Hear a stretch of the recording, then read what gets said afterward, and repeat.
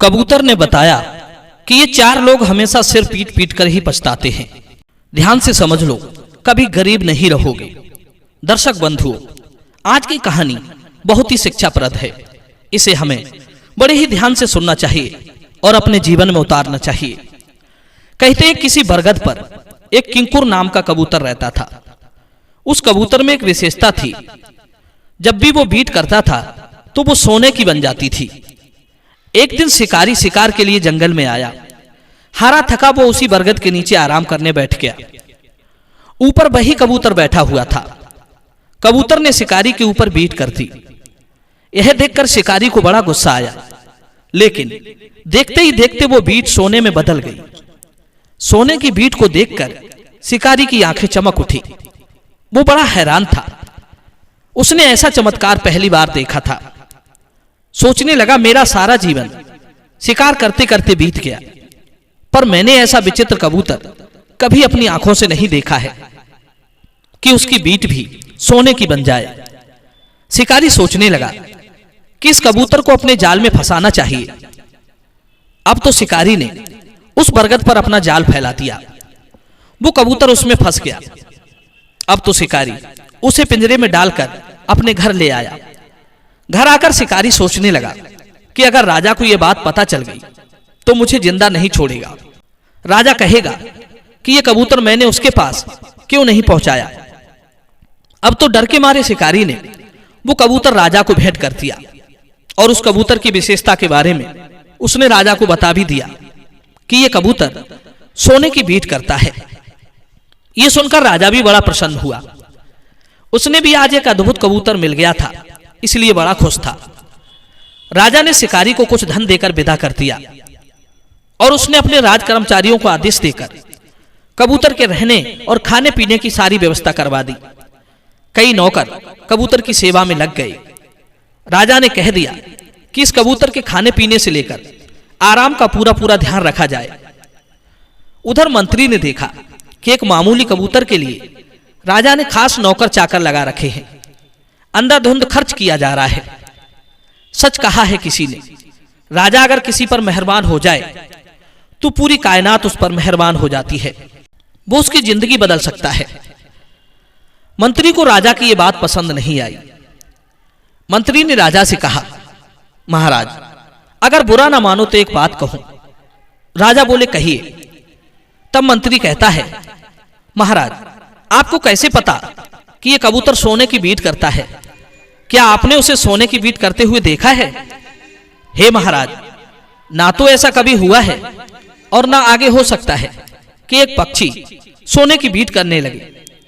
मुझे लगता है आप खामखाओ शिकारी की बातों में आ गए।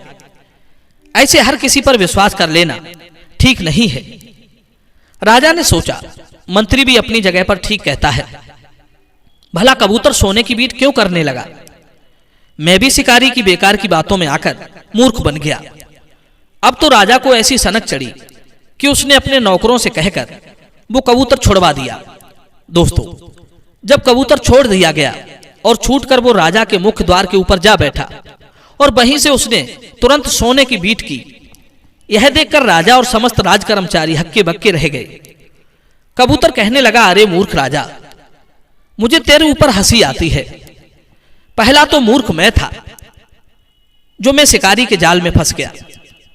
दूसरा मूर्ख वो शिकारी था जिसने मुझे राजा को सौंप दिया। और दो सबसे बड़े मूर्ख ये राजा और मंत्री हैं जिन्होंने घर आए सोने को ठुकरा दिया। कहते हैं ये चार लोग हमेशा सर पीट पीट कर पछताते हैं।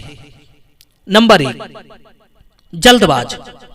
मनुष्य का उतावलापन उसे पछताने के लिए मजबूर कर देता है। जो व्यक्ति हर कार्य का लाभ शीघ्र पाना चाहता है, उसका काम और लाभ दोनों ही नष्ट हो जाते हैं।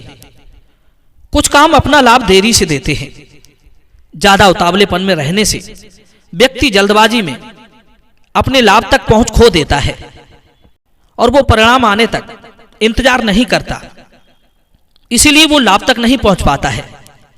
फिर बाद में जब वो परिणाम आता है तो उसे देखकर सर पीट पीट कर पछताता है। मनुष्य की उद्दंडता और उतावलापन संपत्ति को उसी तरह नष्ट कर देता है जैसे रूप को बुढ़ापा। जो पेड़ के कच्चे फलों को तोड़ता है वो उन फलों से रस तो पाता ही नहीं, उल्टा उस वृक्ष के बीज को भी नष्ट कर देता है।